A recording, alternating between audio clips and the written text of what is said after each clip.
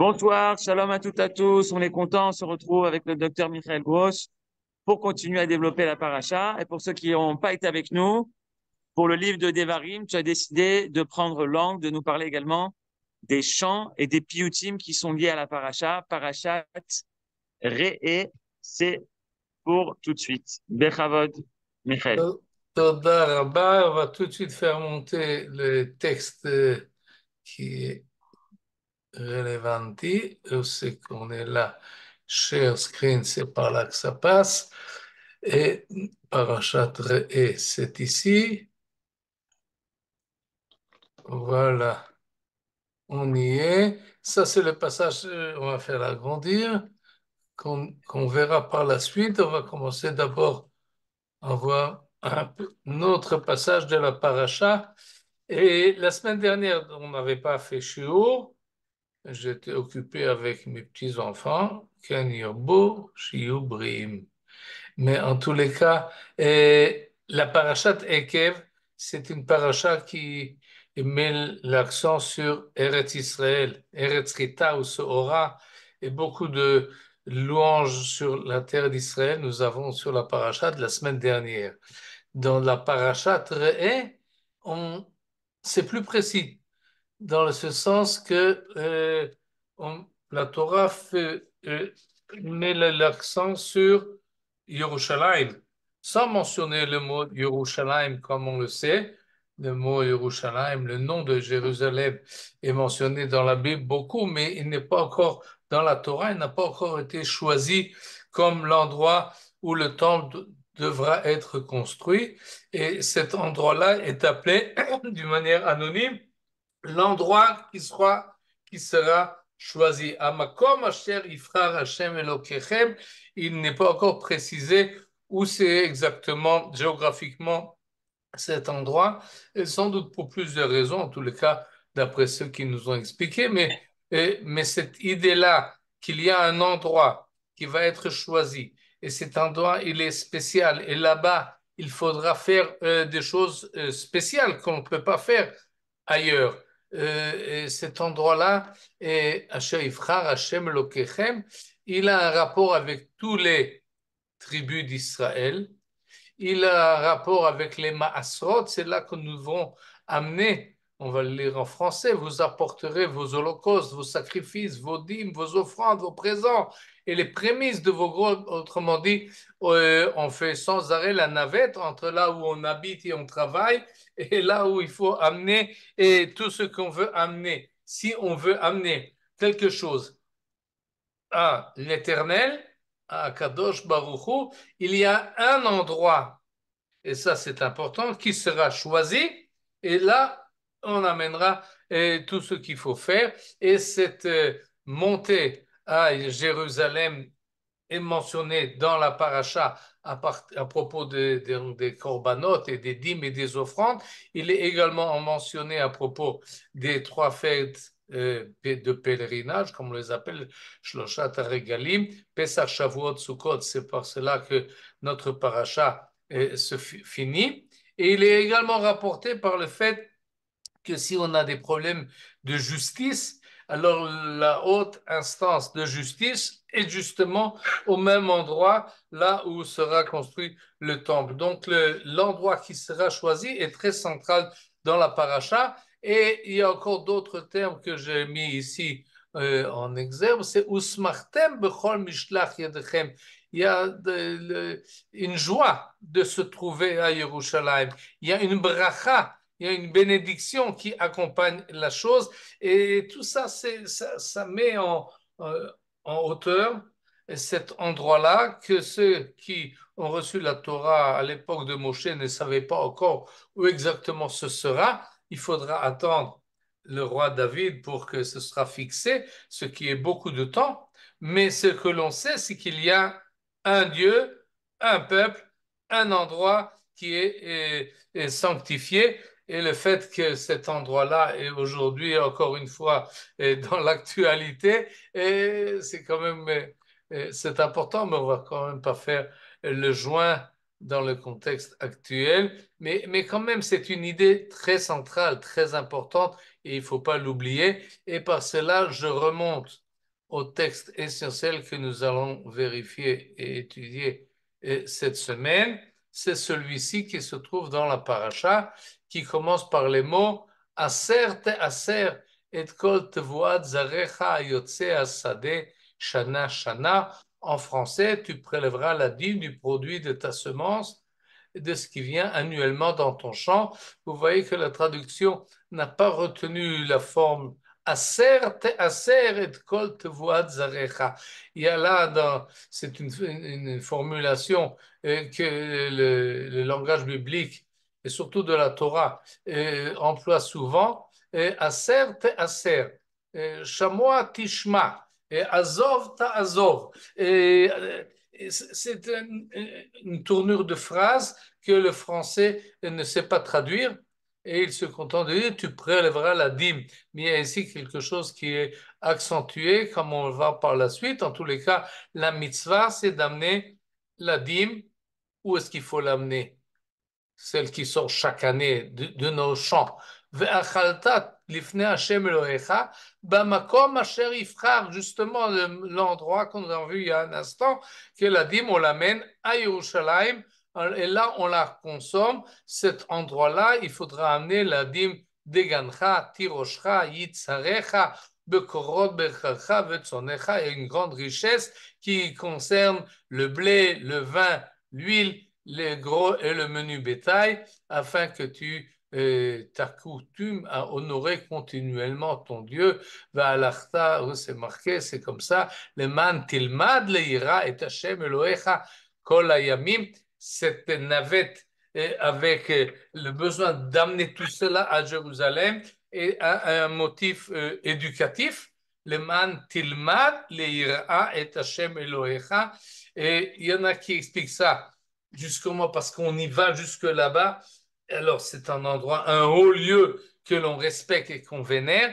Il y en a qui disent le fait que tu es éloigné, le fait que tu dois faire un effort pour te rapprocher, cet éloignement-là est dans la ira et dans la crainte de Dieu. En tous les cas, il y a un va-et-vient qui est important et qui permet un rapprochement, mais pas un rapprochement continu et journalier, mais dans des occasions solennelles, on monte à Yerushalayim. Et le texte continue de donner des détails concernant cette mitzvah-là, mais pour comprendre la suite, il faut sauter d'abord à Rashi, qui nous explique la chose suivante. C'est que, par ailleurs, dans le livre de Bamidbar, nous avons vu qu'on mange la dîme, va'achaltem oto bechol makom. À chaque endroit, ça c'est le texte de la Torah qui nous dit au chapitre 18 de Bamidbar, tu pourras consommer le maaser là où tu te trouves. Et alors que dans notre paracha, on peut consommer la dîme uniquement à Yerushalayim, à l'endroit qui sera choisi. Cette contradiction-là entre le livre de Bamidbar et le livre de Devarim, il peut être résolu de différentes manières. La manière dont la halakha a résolu la contradiction, elle est très simple. Il y a deux sortes de dîmes. On donne la dîme deux fois. Il y a Maaser Rishon et il y a Maaser Sheni. Ça, c'est la formulation déjà des Chachamim de la Mishnah. Maaser Rishon et Maaser Sheni. Et autrement dit, et si vous avez un champ et vous avez une bonne récolte, alors un dixième vous donnez au Lévi et ensuite vous en sortez encore un dixième et c'est ce second dixième-là que parle notre paracha, d'après Rashi en tous les cas, et je ne pense pas que parmi la tradition, il y en a qui contredisent ce que dit Rashi à partir des sages du Talmud. Zé Maaser Sheni, notre paracha à nous, il nous parle de Maaser Sheni, le premier Maaser qui est donné aux Lévi'im, eh bien, on le donne sur place. Là où on a notre terrain, notre champ, arrive le Lévi et on lui donne un dixième parce que le Lévi, le pauvre, il n'a pas de champ, il n'a pas de terrain, il n'a pas de quoi se nourrir.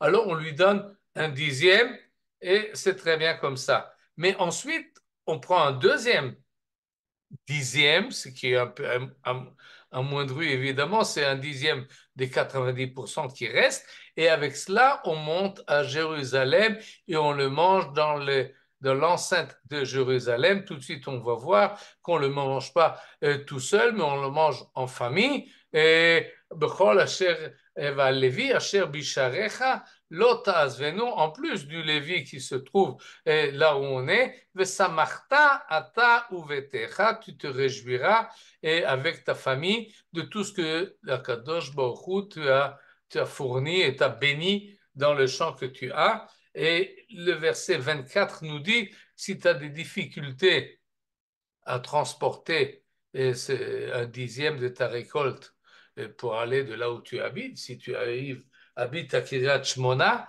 c'est pas facile de faire tout le chemin jusqu'à Jérusalem avec toute cette récolte. Alors il y a la possibilité de vendre sur place, de prendre l'argent, c'est ce qui est marqué au verset 25. Tu prends tout cet argent avec toi et tu arrives à Jérusalem, à Makom, Asher Yivchar Hashem Elohecha Bo. Vous voyez que cette expression-là, la Torah insiste là-dessus. Makom asher yifrar, asher makom asher yifrar, makom asher yifrar. On peut pas le manquer. C'est très clair. C'est l'endroit choisi et cet endroit-là, on prend donc l'argent récolté, on va là-bas et là-bas, on achète encore une fois du menu bétail, du gros bétail, du vin ou tout ce que tu as envie de consommer et tu fais un bon gueuleton là-bas à Jérusalem. Tu invites tes amis, tu amènes ta famille, tu n'oublies pas tous ceux qui ont besoin et donc tu fais un. Et ça, ça rend le Yerushalayim très central et ça rend également la ville qui a été choisie, qui sera choisie, un lieu de rencontre avec toutes les tribus d'Israël et un lieu où on fait attention, comme disait le professeur Neher, avec les relations verticales et horizontales. C'est-à-dire, s'il y a une grande sainteté, tu t'élèves à la ville sainte, l'endroit qui a été choisi, tu amènes ce que tu as au Beth Amikdash, un endroit sanctifié, au Kohanim, et tu sanctifies tout ce que tu as, mais en plus, tu as des relations, et pas en plus, mais en même temps. Tu as des relations à la verticale avec ta famille et avec les Lévi'im et avec tous ceux qui profitent de ton festin. Et ça, c'est le point central, en fait, qui relie tous les axes. Et c'est Yerushalayim. Et donc, c'est une mitzvah très jolie et très importante, donner le maaser. Et il s'agit ici pas seulement de la tzedaka, mais c'est accompagné avec un sentiment d'appartenance nationale et appartenance spirituelle avec Yerushalayim, Ira Kodesh. Et cette expression-là, aser te aser, ce texte-là, a reçu beaucoup de piyutim, et on va en voir un de ces piyutim-là, et pour différentes raisons, on va voir un, on va voir plusieurs.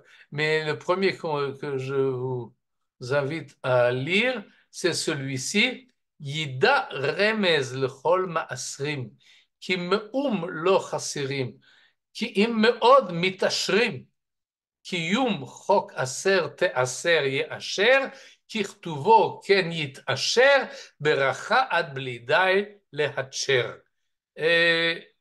La rime, vous avez déjà constaté certainement, et vous avez certainement également constaté que c'est pas très clair. C'est pas évident. Il faut peut-être le relire une deuxième fois et peut-être plus pour comprendre qu'est-ce que veut le poète nous dire. Et c'est ce que je vais essayer d'expliquer en quelques mots. Ensuite, on va parler de l'auteur. Mais pour comprendre son chant, il faut avoir connaissance et du Talmud Bavli, le traité de Shabbat, et du prophète Malachi, chapitre 3. Et si à partir du moment où on connaît les deux choses, on peut plus ou moins savoir de quoi il s'agit. Regardez ce que nous dit le Talmud. Et le Talmud se pose la question suivante. Ba'emine Rabbi mi Rabbi Ishmael be Rabbi Yossi. Rabbi, quand on dit Rabbi, simplement Rabbi sans ajouter un nom propre, le Rabbi, c'est Rabbi Yehuda Anassi, c'est le prince Yehuda, celui qui a compilé la Mishnah, qui était un personnage important et un grand sage de la Torah et en même temps un grand politicien et quelqu'un qui était également très aisé et était riche lui-même. Et donc, il avait beaucoup de possibilités. Et c'est lui qui, et on l'appelle Rabbi. Et il se pose la question, il pose la question à son maître, Rabbi Ishmael be Rabbi aussi. Et la question est la suivante.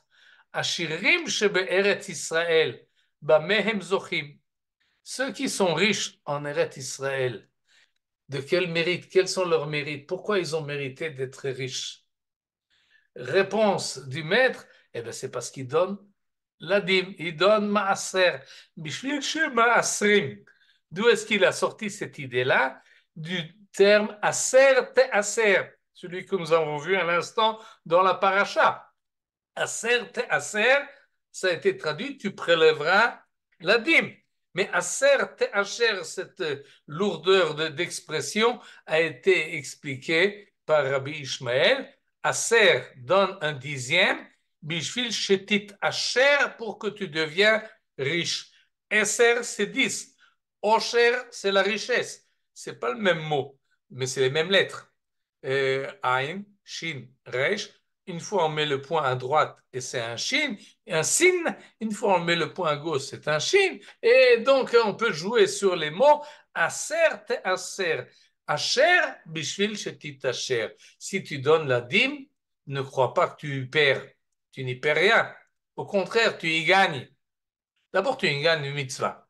Ensuite, tu y gagnes parce que tu as fait participer les autres à ta richesse. Et troisièmement, tu y gagnes parce qu'il y a une bénédiction qui finalement te revient. Et donc, c'est un investissement, on peut presque dire, Asher bishvil shetit asher. Et on va voir quand même la suite de la Gemara, parce que tout ça, c'est très bien en Eretz Israël, parce que c'est des mitzvot qui concernent le sol d'Israël qu'on n'est pas obligé de faire en Chutz Laaretz.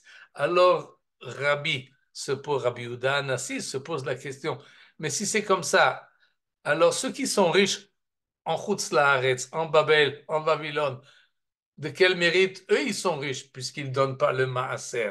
En tout cas, ils ne donnent pas maaser chéni, et donc il faut manger à Jérusalem puisqu'ils habitent en Babylonie ou en France ou en Amérique. Alors, comment ils deviennent riches? Réponse du maître, Bishil Shemechabdim et Torah. Ils deviennent riches parce qu'en Babylonie, il y a beaucoup de Torah, il y a des grandes yeshivot, on étudie la Torah et ils respectent la Torah. Pas seulement ils étudient, mais il y a kavod la Torah, et ce respect, cet honneur leur rapporte une richesse. Ça, c'est pour rien pour les Babyloniens. Mais ceux qui habitent pas en Babel et qui habitent ailleurs, à l'extérieur, à l'étranger, ou de quoi ils méritent, bishvil shemechabdim et Shabbat, parce ils honorent le Shabbat. Il a fait, ça c'est une, une source que on va tout de suite revoir dans le poème que nous avons lu rapidement. La deuxième source, c'est le prophète Malachi, qui est au chapitre 3, qui est le dernier des Nevi'im, le dernier chapitre des Nevi'im. Par ce chapitre-là est fini le livre des prophètes. Et d'ailleurs, on a étudié, ça fait partie de la Haftara. Il y a 2 ans, nous avons étudié les Haftarot et c'est la Haftara de Shabbat Agadol. En tout cas, à ce propos-là, il est marqué Haviu et kol ha'maaser el bet ha'otzar. Amenez votre dîme dans le lieu du dépôt, il s'agit pour de la construction du Beth Amikdash, et qu'il soit déposé là-bas. Et je vous promets, et vous verrez, si je n'ouvre pas en votre faveur les cataractes du ciel, Arubot Hashamayim, si je ne répands pas sur vous la bénédiction au-delà de toute mesure, dans le texte biblique, Varikoti lachem beracha ad blidai, si vous amenez un dixième, alors je verserai sur vous la bénédiction ad blidai, sans fin. Et maintenant, on peut revenir au poème. Et on voit donc qu'il y a toujours un rapport entre maaser et bracha. Et c'est cela que vient ici maintenant. Le poète nous dit Yira, Yida, Remez le chol me'asrim. Je traduis, il a été annoncé par une allusion à tous ceux qui donnent leur dîme, qui me lo chaserim, qu'ils manqueront de rien. Au contraire, me od mitashrim, ils seront, ils s'enregistrent, non, ils deviendront riches. Et avec tout ce, en donnant la dîme, ils sont, non, ça ne sort pas. En tous les cas, ils s'enrichiront. Voilà. Et cette idée-là, on l'a vu dans le Talmud, oui, c'est ce qu'il dit, Ma'aser kedesh titacher. Et il continue, Ki yum chok aser titaser, si tu accomplis la loi, l'accomplissement de cette loi de donner un dixième, Yehacher sera accepté, sera confirmé par le langage du verset Kirtuvo Kenit Asher, c'est-à-dire si la manière dont le texte de la Torah a été écrite, ça prouve que Aser, que Deshetit Asher, en fait, il fait là l'allusion très claire à ce qu'il y a dans le Talmud, et il ajoute Beracha ad belidai, et celui qui donnera donc la dîme sera béni d'une bénédiction sans fin. Ça, c'est repris du livre de Malachi. Le Hatcher, Teshura, c'est ce que l'on donne en contrepartie. Le Hatcher, c'est un peu en prime, oui, comme on dit en français. Et donc, il deviendra riche et en prime, il aura une grande bénédiction. On peut relire ce passage. Yida remez le chol me'asrim, qui me'um, c'est rien. Lo chaserim, il manquera de rien. Qui im me'od mitashrim, il sera très riche.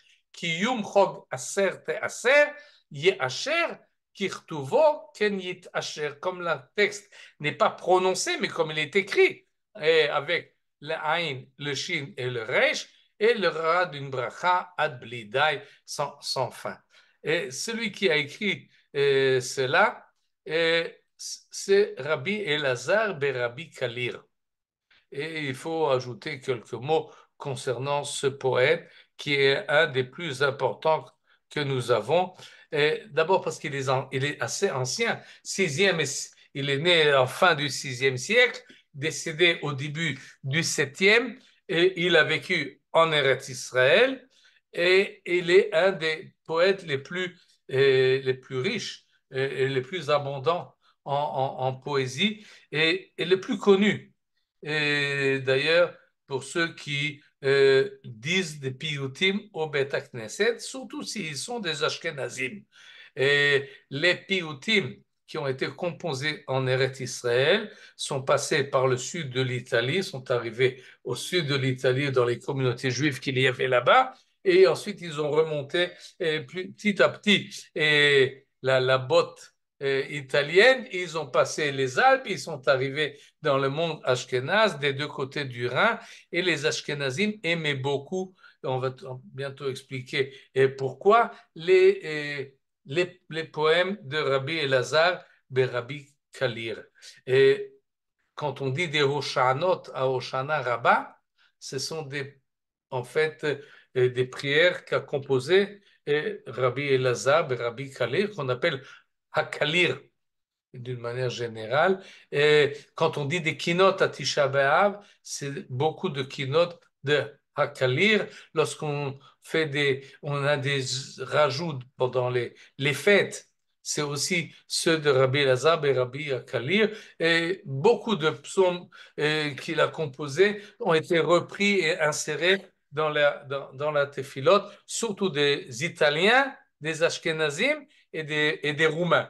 Les Sfaradim, moins, et ça on va l'expliquer par la suite, mais il faut savoir que c'est d'abord un des plus anciens, il appartient de l'époque qu'on appelle l'époque classique des Piyutim, c'est-à-dire ceux qui étaient en Eretz Israël à l'époque de Byzance, c'est-à-dire 5e, 6e, 7e, même un peu plus, 8e, 9e siècle. Jusque-là, c'est des Talmidei Chachamim. Et il faut savoir également que ces poètes-là avaient une fonction dans la communauté. On attendait d'eux, amenez-nous des poèmes. Chaque semaine, ils devaient ramener un nouveau poème concernant la Parashat Hashavua ou concernant la fête. Et ces poèmes-là étaient insérés dans la tefila, dans la prière directement. Et c'est ce qu'on appelle les yotzot ou les krovot, c'est-à-dire des rajouts qui pour eux n'étaient pas des rajouts, ça faisait partie intégrale. On ne pouvait pas sauter là-dessus. Il fallait qu'il y ait dans la tfila ces piyutim-là. Et évidemment, le poète les adaptait chaque fois à la fête ou à l'occasion, à la parashat Hashavua ou bien à la haftara qu'il lisait. Et pour cela, il ramassait toute leur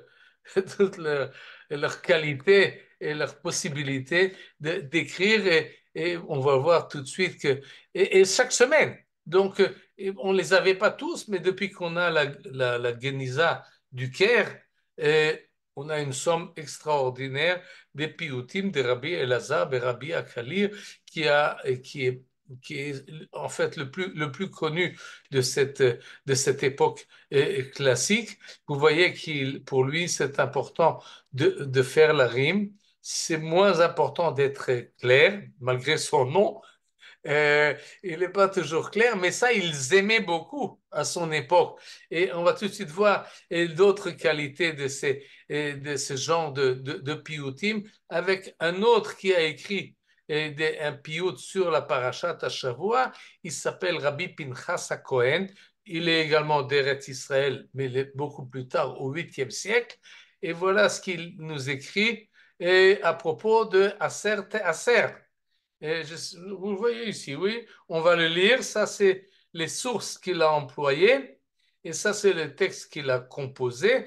Et déjà, avant de le lire, vous voyez Aleph, Bet, Gimel, Daled, Hey, Vav, Zain, Chet, et ça continue. Ça suit l'ordre des choses. Et voilà comment est-ce qu'il compose son poème. Ezrachi nitbarech bechol, berotfo melachim vegam yachol. גש אל שם המכהן לאל כל, דץ ויתן לו מעשר מכל. La rime est évidente, le reste un peu moins peut-être, mais peut-être si on lit la suite, ce sera plus clair. Deuxième strophe. הנעקד מצא 100 שערים, ולעשר מדדם 100 משוערים. זרע ונתברך לאין שיעורים, חננתו בדופקו al she'arim. C'est un peu plus clair? Je ne sais pas. Troisième strophe. Tas venas bemaklo leidbaser, Yaakov bivgia nadar leaser, כמו הכפיל 10 ה-10, לכן הכפלת נניניו, 10 ת-10. Et finalement, il arrive au texte de notre paracha, 10 ת-10. C'est ça qu'il devait finalement arriver. Et maintenant, on va expliquer de qui il s'agit là. Peut-être vous avez déjà deviné. Si ici c'est Yaakov, ici c'est un Ne'ekad. Ne'ekad, c'est celui qui a été pris à la Hakeda. Donc on parle ici de Yitzhak. Et donc de qui on parle dans la première strophe? Évidemment de Abraham. Nous avons Abraham, Yitzhak et Yaakov. Donc, on a déjà le sujet, c'est très bien. Qu'est-ce que veut dire le poème? Le poète, il veut dire tout simplement que nous devons donner la dîme, mais on n'est pas les premiers. Déjà, les patriarches, avant que la Torah ait été donnée au mont Sinaï, bien avant la parashat Re'eh et le livre de Dvarim, nous avons la tradition de donner Maaser. Il faut savoir que cette mitzvah-là de Maaser, elle n'est pas facile. C'est-à-dire, surtout à cette époque-là, encore maintenant, quelqu'un un paysan qui ramène sa récolte, il a beaucoup travaillé, il a beaucoup sué, il a beaucoup investi, il avait peur de ne pas avoir, et une fois qu'il a sa récolte, d'abord arrive le chef de la ville ou bien le représentant du gouvernement et lui prend une partie d'impôt. Bon. Et ensuite vient la halakha, il dit, et maintenant tu donnes un dixième. Oh, et c'est pas toujours facile. Alors il faut les encourager. Et c'est pour ça que Rabbi Elazar Akalir a dit, Aser kedeshetit asher, si tu donnes la dîme, tu seras riche. Alors donne. Et cette motivation-là existe encore maintenant. Une autre motivation qu'on essaie d'investir, c'est Rabbi Pinchas HaKohen, il dit, t'es pas le premier. Toujours, ça on a donné, Abraham a donné, Yitzhak a donné, Yaakov a donné. Alors toi, tu vas pas donner, évidemment. Et cette idée-là, encore une fois, elle se trouve dans le Midrash. Et le voici, le Midrash, qu'on appelle Psikta de Rav Kahana. Juste quelques mots sur ce livre, en fait, qui s'appelle Psikta de Rav Kahana. C'est un recueil de Midrashim qui ne suit pas forcément l'ordre des parashiot de la Torah ou l'ordre des chapitres de la Torah, mais qui est orienté plutôt vers le calendrier. Des midrashim sur Pesach, des midrashim sur Shavuot, des midrashim sur Rosh Hashanah. Si vous avez une date et vous devez faire une drasha au Bet Knesset, ouvrez Psikta de Rav Kahana, vous avez des drashot que vous pouvez dire à l'occasion des fêtes. Et cette paracha que nous disons là, Aser te Aser, a été choisie comme lecture de la Torah le Shabbat Chol HaMoed Pesach et Shabbat Chol HaMoed Sukkot. Et pas pour rien, c'est que ceux qui ont choisi cette paracha-là donnent la dîme, c'est pour rappeler, tu fais maintenant la fête, tu es content, tu es en famille, tu dresses la table et tu manges bien et tu as conservé pour l'occasion les meilleurs plats que tu peux faire, eh bien, oublie pas ceux qui n'ont pas. Et donc, la lecture de la Torah et le Shabbat, c'est Aser Mikol Maasar, et donne à ceux qui ont moins que toi. Et cette idée-là a été reprise dans le Midrash, comme on va le voir tout de suite, et en suivant le Midrash, a été repris également par ceux qui ont composé les poèmes. Et donc, il y a un certain, je dirais pas une obsession, mais une publicité qui est faite. Aser, aser. N'oublie pas cette idée-là importante. Et il faut savoir que les poètes et les piyutim sont des transporteurs, ou plutôt ils véhiculent les idées de la Torah et les valeurs de la Torah d'une manière très effective. Ces chants-là, c'est les choses que nous lisons dans la tefila, qui sont des fois mis en musique. Et, oui, ils transportent, ils portent en eux des idées importantes qu'ils font passer de communauté en communauté, de génération en génération. Et voyons maintenant le Midrash. C'est ce que nous dit ici le Midrash. Psikta de Rav Kahana, il ramène un verset des prophètes, pas des prophètes, des proverbes, Michelet. Netzor beni mitzvat avicha. Garde, mon fils, les mitzvot de tes parents, de ton père. Va'al titosh Torah timecha. Et n'oublie pas la Torah que ta mère t'a enseignée. Et en se basant sur ce verset-là, rappelle-toi ce que l'ont fait les patriarches. Amen Rav Huna. L'idée suivante, Avot Arishonim, Ifrishu Trumat Umaasrot.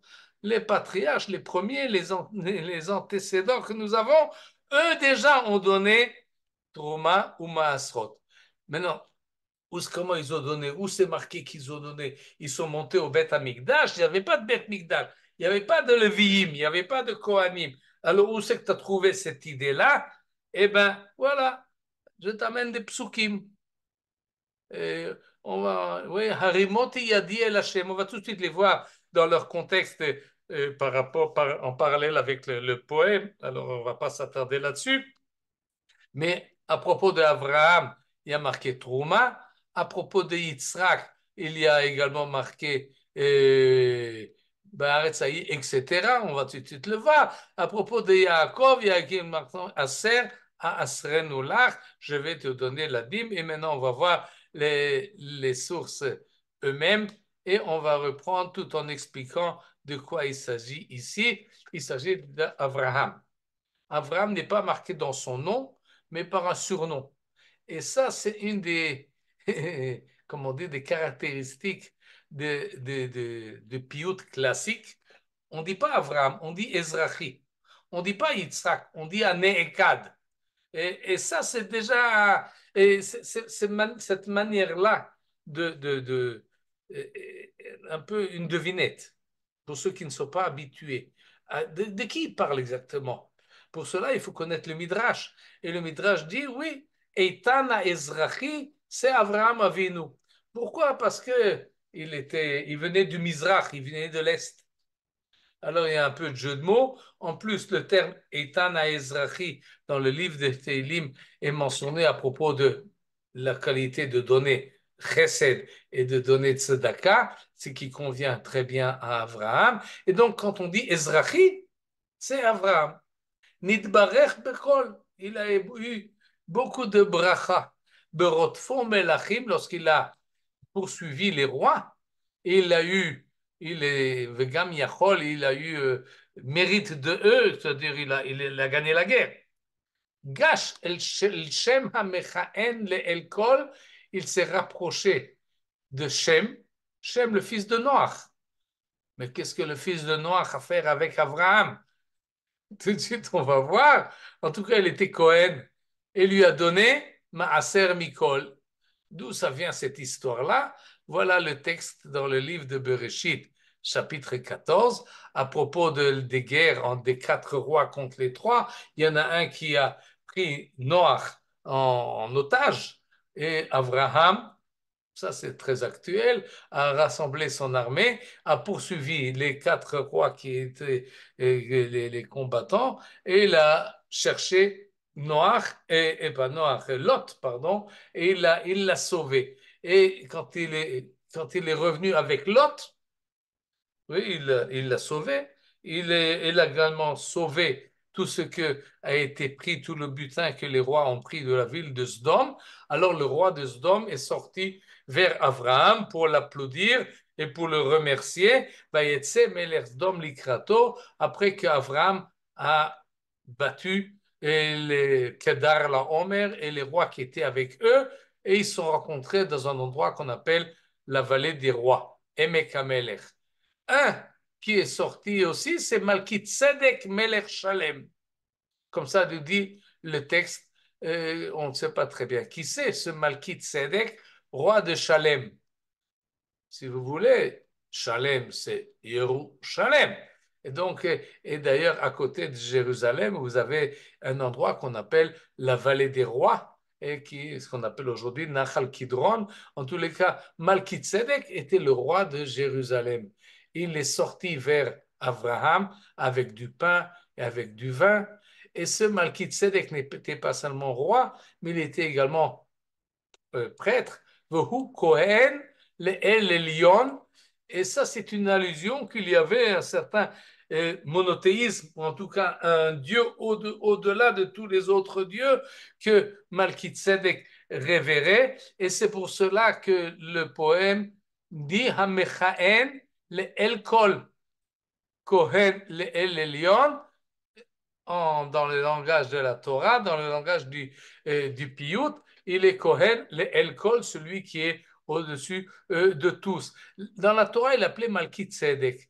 Mais le Midrash nous dit, ce Malkit Tzedek-là, c'est le fils de Noach qui s'appelle Shem. C'est lui qui était le roi de Jérusalem. Et donc, d'après le Midrash, on identifie Malkit Tzedek avec Shem, ce qui fait que cette phrase du Piyut devient cohérente. Gash, Nigash. Et ça, c'est aussi une phrase, une formulation du poème, du poète, au lieu de dire Nigash, au lieu de dire Yidatz, il enlève la première lettre et il dit Gash, il dit Datz. Ça, il aime bien, on va voir également par la suite, et de raccourcir les termes.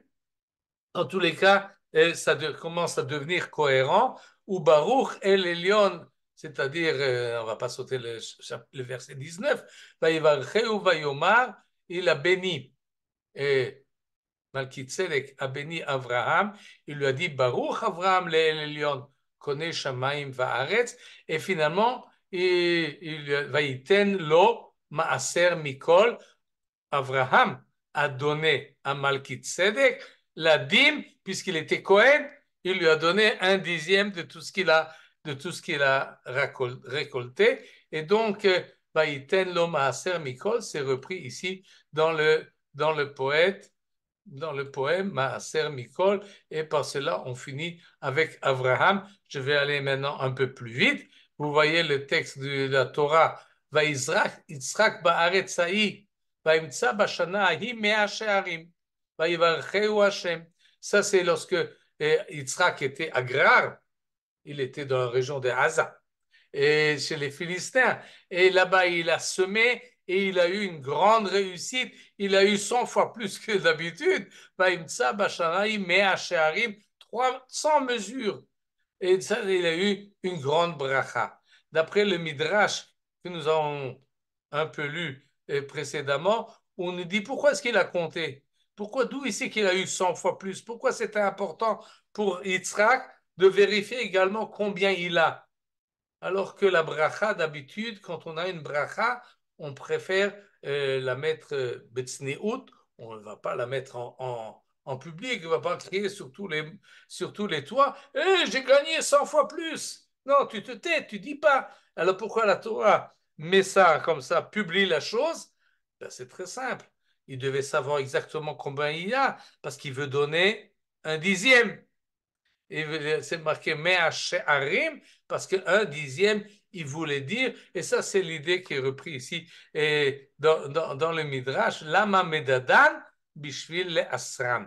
Et donc, et évidemment, c'est évident, vous voyez, Vaïvarcheu Hashem, s'il a eu une bracha, c'est parce qu'Akadoku a promis que celui qui donne la dîme, il deviendra riche. Et s'il est devenu riche, c'est donc il a donné ce qu'il fallait donner. Et donc, on peut maintenant lire Hane'ekad matzah mea she'arim ou le aser medadam mea meshuarim. Pour donner un dixième, il a donc, devait donc compter ou peser ce qu'il a eu. Zara venit barer le en shiurim, il a semé, il a eu une bracha sans limite. Et pour finir la strophe, il devait ajouter une phrase qui n'a rien à voir. Mais Hananto bedovko al she'arim, ça c'est la tfila, la prière que Yitzhak a imploré à Kadosh Baruch pour avoir des enfants, puisque sa femme Rivka était stérile. L'idfok al she'arim, c'est une expression qu'on emploie pour dire qu'on prie l'Éternel, donne-moi s'il te plaît ce que j'ai besoin. Et on continue. Tas venas bemaklo leitbaser Yaakov Avinu. Tas, il a couru, il s'est enfui, il s'enfuyait de Yaakov. Avec quoi? Avec son bâton. Et il a reçu une bonne promesse quand il a rêvé avec comment on appelle ça, le soulam, nous, l'échelle, oui, où ce qu'il a rêvé. Vaïfga bamakom.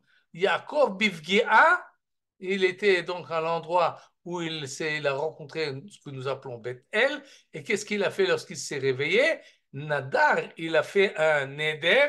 Et qu'est-ce qu'il a dit à la fin il a dit, si je reviens, Béchalom, alors cette pierre que j'ai élevée maintenant comme autel, Yebet Elohim sera la maison de Kadosh Baruch Hu, Vechol Asher Titeni, et tout ce que tu me donneras, à Asren Olach, je donnerai la dîme. Et il est évident qu'il a accompli son vœu, et c'est puisqu'il a employé le terme Aserenu, je te donnerai. Et là aussi, il a employé cette formule double-là, alors c'est pour cela que le mot Hirpil Aser à Aser, c'est comme il a doublé la formule, alors la Torah également dans Parashat et aux descendants de Yaakov a employé le terme Aser te Aser. Finalement, vous voyez, et le poème rentre. Maintenant, il faut savoir également que ce poème-là, il est inséré dans la Tefila, mais pas à n'importe quel endroit. Où est-ce qu'il peut être mis? Eh bien, on sait très bien. quand on commence la Tfilat Hamida, Eloheinu v'lo avotenu, Elohé Abraham, Elohé Yitzhak, Elohé Yaakov, El Agadol, Agibor, etc. Et ça finit Baruch Ata Hashem, Magen Avraham. Avant de dire Baruch Ata Hashem, Magen Avraham, on lit cela. On lit cette... Quand est-ce qu'on lit cela? Le Shabbat, Chol HaMoed Pesach, on lit tout ce que nous voulons ici de lire, et donc on rappelle on rappelle la paracha, on rappelle la mitzvah, on rappelle Avraham, Yitzhak et Yaakov qu'on vient de mentionner dans notre prière. On implore le Dieu d'Avraham, Yitzhak et Yaakov. Ça, c'est bon juif qu'Avraham, Yitzhak et Yaakov ont donné Maaser.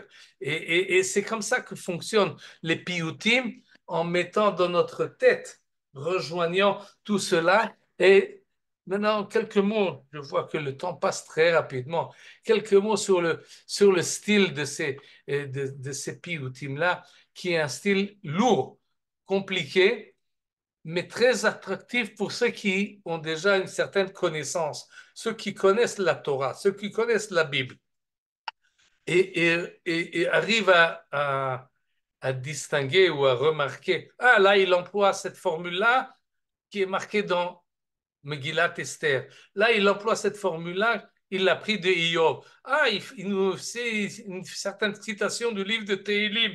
Et ces remarques-là, que celui qui réussit à les dévoiler, il est très content. Et ça lui donne, ah, maintenant je sais de quoi il s'agit parce que j'ai de la culture. Je sais que Ezrachi, c'est Abraham. Je sais que Malkitzedek a été, d'après la Midrash, appelé Shem. Et donc, s'il réussit à interpréter et à comprendre, ça lui donne une certaine joie, une certaine satisfaction, un certain rappel des choses qu'il connaît déjà. Et tout ça, et sans parler de la rime, sans parler du fait que c'est par Aleph-Bet, sans parler du fait que parfois, la première phrase de chaque strophe peut se lier et former. Ici, ça marche pas très bien, mais dans d'autres endroits, ça marche d'une manière formidable. On prend la première phrase de chaque strophe et ça nous compose un récit très cohérent. Il y a beaucoup de tirkoum, beaucoup d'investissement, d'intelligence, et quelque chose qui pour celui. C'est comme si vous voyez un tableau et vous réussissez à l'interpréter parce que vous connaissez, vous êtes spécialiste dans l'art impressionniste. Alors vous avez un plaisir à voir un tableau de ce genre-là, alors que un autre qui regarde, eh ben, ça lui dira rien parce que c'est des choses c'est pas sa langue.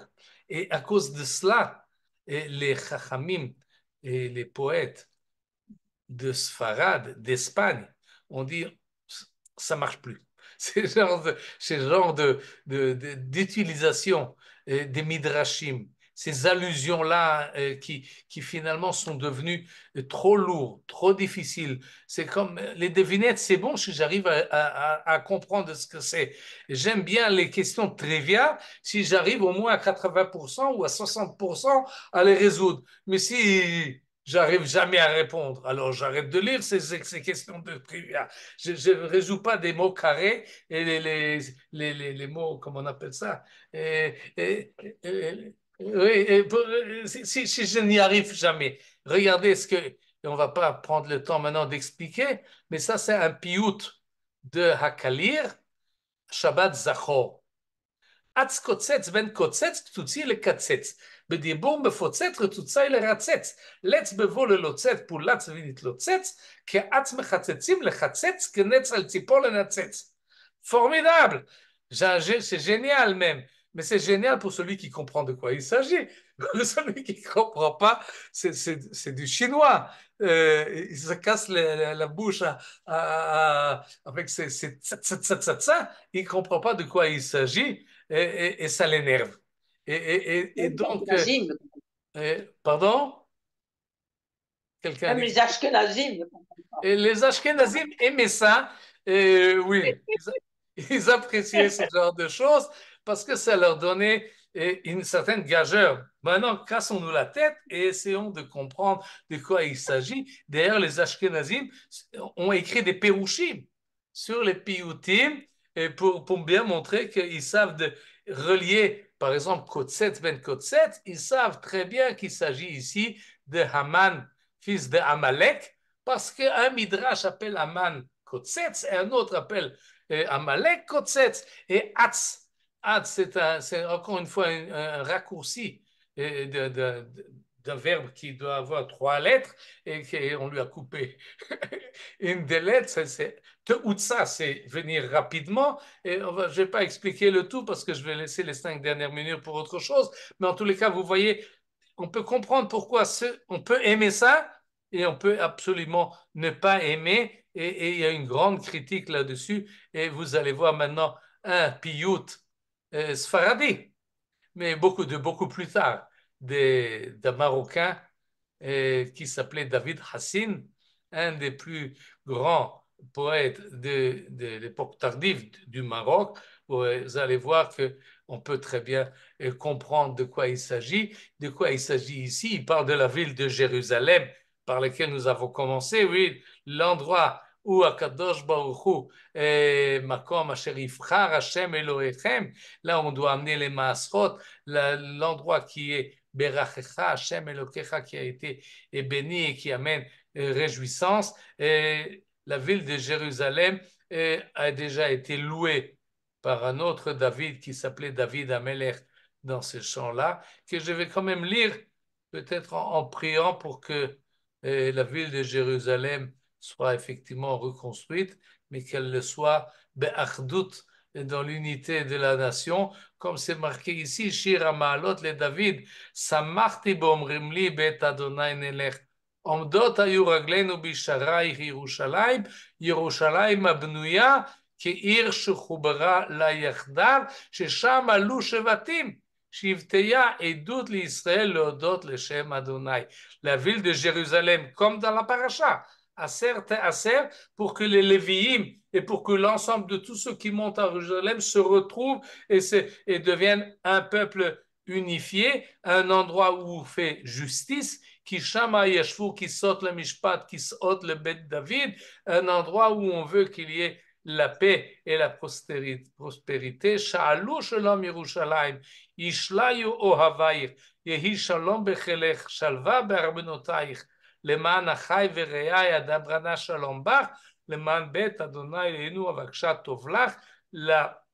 La prière pour la réussite du Bet Amikdash est toujours accompagnée avec la volonté qu'il y ait Shalom leman achai vere'ai. On ne peut pas construire Jérusalem dans la dispute, on ne peut pas dans la provocation, je vais vous montrer. Et non, c'est pas comme ça que ça marche, la construction de Jérusalem, ni dans Parashat Hashavua, Parashat Re'eh, ni d'après David Amelech. Il y a Yerushalayim, c'est Ir Shel Shalom. Et celui qui ne comprend pas ça, il risque de vouloir reconstruire le Beth Amikdash dans la guerre, alors qu'à David Amelech lui-même, on lui a dit, tu ne pourras pas construire le Beth Amikdash parce que tu as versé trop de sang, parce que tu as fait la guerre. Et il est évident que les guerres de David Amelech étaient des guerres justifiées, mais quand même, ça ne marche pas avec Yerushalayim.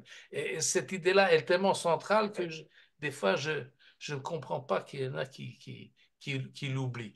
Mais laissons maintenant de côté l'actualité et revenons à Rabbi David Hassin, un des grands poètes marocains de Meknes, et qui priait depuis là-bas, qui a subi des pogroms. Le pogrom de Meknes à son époque était terrible.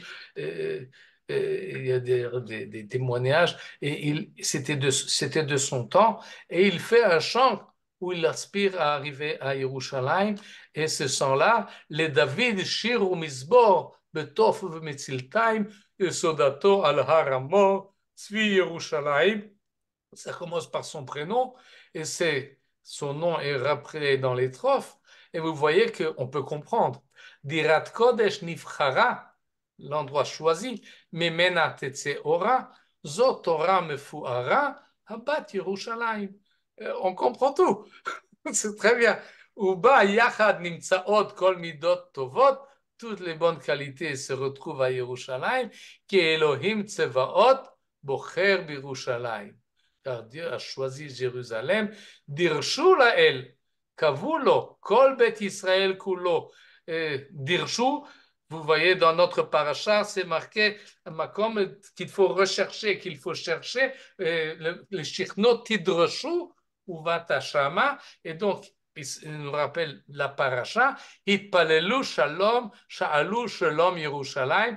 Il est évident qu'il a lu le psaume que nous venons de lire, Bakshu Shalu Shalom Yerushalayim, Ishlayu Oavaich, il la reprend ici, Itpalelu Shalu Shalom Yerushalayim. Et pour conclure dans le mot Shalom et le mot Yerushalayim, je vais essayer. J'ai demandé conseil à Johan comment faire. J'espère que cette fois-ci, ça va marcher un peu mieux que la fois précédente et on va entendre, parce que ce chant-là a été mis en musique.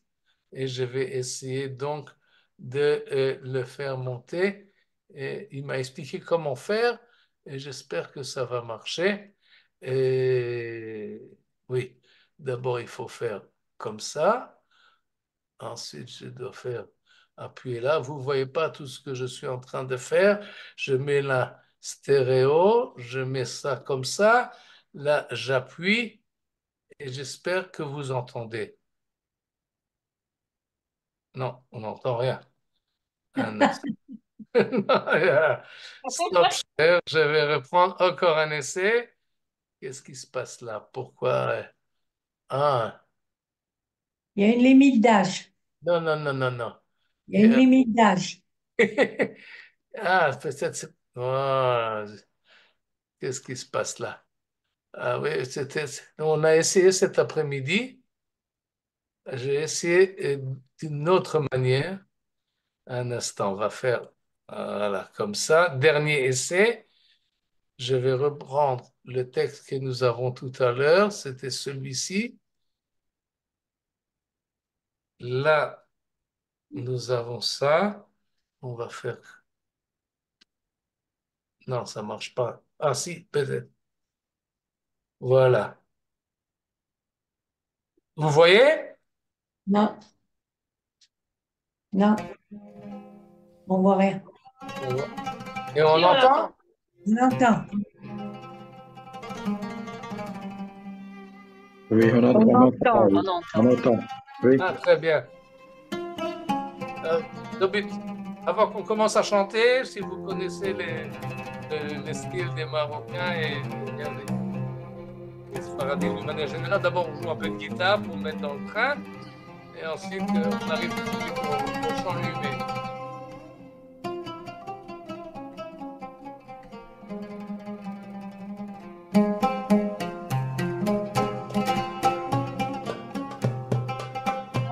Descendez le texte. Montez au texte. Et je ne sais pas si je peux le faire avec la musique.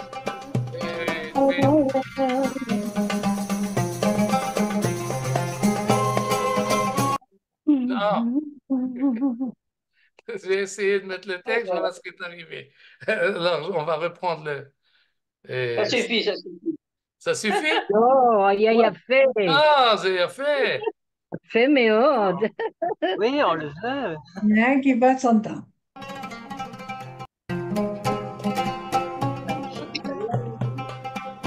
Quel est le nom de l'instrument?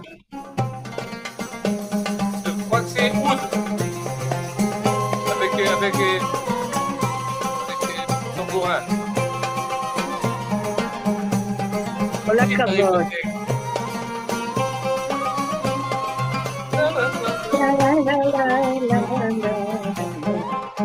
לדוד שירו מזמור בתופעו ומצלתיים יסודתו על הר המור צבי ירושלים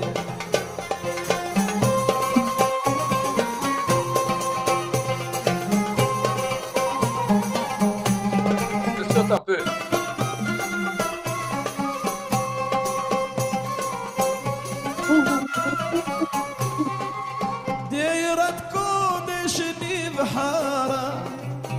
ממנה תצא אורה, זו תורה מפוארה, הבת ירושלים, לדוד שירו מזמור, בטובו במצלתיים, שכונתו על הר המור, צבי ירושלים. Bon, תודה רבה. alors vous pourrez trouver cette chanson, les David, Shir ou Mizmor. Elle Oui, est connue, on la chante. David Hassin est oui, un des plus grands poètes et ses poèmes ont été repris. D'ailleurs, j'ai ici le livre de son livre à lui où il a. Poser une question. Oui, Bavakasha. Je me casse la tête, pourquoi le nom de Jérusalem, on a beaucoup compris que c'était Jérusalem, mais pourquoi il n'a pas été donné quand on a parlé de cet endroit qu'on apporte? Est-ce qu'il y a une explication chez les Géonimes ou je sais pas, parce que c'est quand même étrange. Vous allez rentrer dans un pays, vous allez dans un endroit et le nom n'apparaît qu'après. Mais pourquoi on le dit pas? Une des explications. Merci. Une des explications, parce que nous avons appris le Sforno. Vous vous rappelez du Sforno? Oui, il y a longtemps. Il y a longtemps, on a parlé de Sefer Bamidbar. On a parlé du Sforno. Et pour le Sforno, et finalement, la présence divine doit être possible partout. Et donc, il y a ici, il y a deux stades, si on peut dire. Premier stade, vous pouvez servir le divin là où vous êtes. Parce qu'Akadosh vous remplit le monde entier. Et ça dépend de vous, de partout, de vous rapprocher.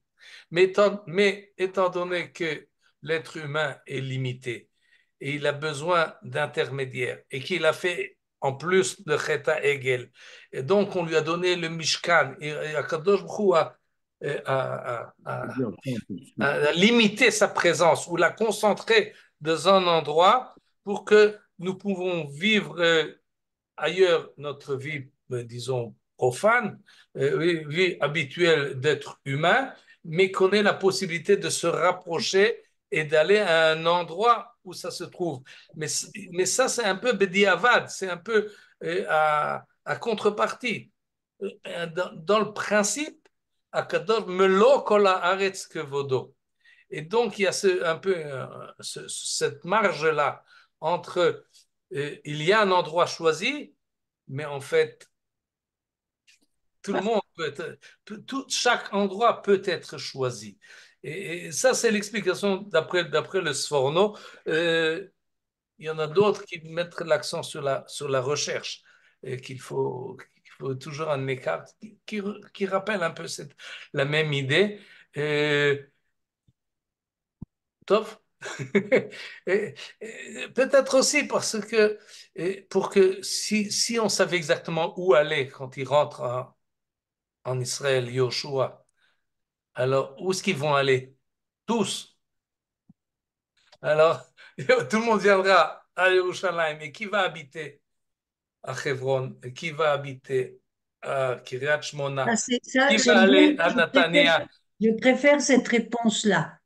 Bon. Au départ, on peut aller dans tout Israël et après, on va essayer de limiter. Et ensuite, oui. Une fois c'est que... bon, ça c'est une bonne réponse, j'aime. Oh, merci. Mais toujours dans l'unité, c'est ça qui est vraiment important. Yerushalayim, Ir Shechubra La Yachdav, ça fait partie de l'essence de Jérusalem. Et ça, il faut savoir, on ne peut pas construire Jérusalem tant que le peuple n'est pas unifié, tant qu'il n'y avait pas un roi qui a réussi à unifier les 12 tribus. C'est une idée tellement centrale et tellement importante qu'on n'a pas le droit de la mettre de côté et essayer de la contourner. On ne peut pas contourner cela. Jérusalem sera construite pour l'ensemble du peuple juif, pas pour une partie. Mais donc, top, tirez-en les conséquences qu'il faut. C'est-à-dire, Et si on expliquerait que le nom de Yerushalayim, c'est post factum, זאת אומרת, quand vous arriverez à cet endroit, alors on va l'appeler. ça s'appelle Yireh Shalom. C'est ça que ça veut dire. Là, on l'appellera, c'est là qu'on ça. Elle Peut-être. n'existait pas avant, elle n'avait pas ce nom avant. Non, mais ça s'appelait Haramoria. Oui, mais elle s'appelait pas Yerushalayim. Non, C'est post factum, Yevus. elle est venue. Les Yevusim l'appelaient Yevus. Voilà. Nous appelons Yerushalayim, c'est mieux. Post factum. Peut-être, mais il y avait toujours une certaine tradition que c'était dans ces endroits-là. C'est là que, entre la tribu de Juda et de Benjamin, sur une des collines. Et la même Elle est chose avec venue. Abraham. Abraham, on l'envoie à Haramoria, mais on ne lui dit pas exactement. Voilà. Et elle Ah, est venue de Har Sinaï, Philo, dans le Midrash. Elle a d'accord, volé en l'air pour arriver là-bas. pour arriver là-bas. D'accord, C'est formidable. oui. Shié Shabbat Shalom. Merci beaucoup du coup. Shabbat Shalom, Très, très bien. merci pour ce cours Shabbat tout riche. Shalom et Bsorot Merci. Tovot. On est Bien en manque. construit. Kol Tov. Merci. Shalom, Shabbat shalom. Shalom. Merci Shabbat beaucoup. shalom. Merci d'avoir visionné cette vidéo. Je vous invite à vous abonner à notre chaîne IlMod pour plus de replays, de conférences, de cours, d'interviews. Cliquez sur le bouton juste ici et vous êtes abonné à l'IlMod. À très bientôt.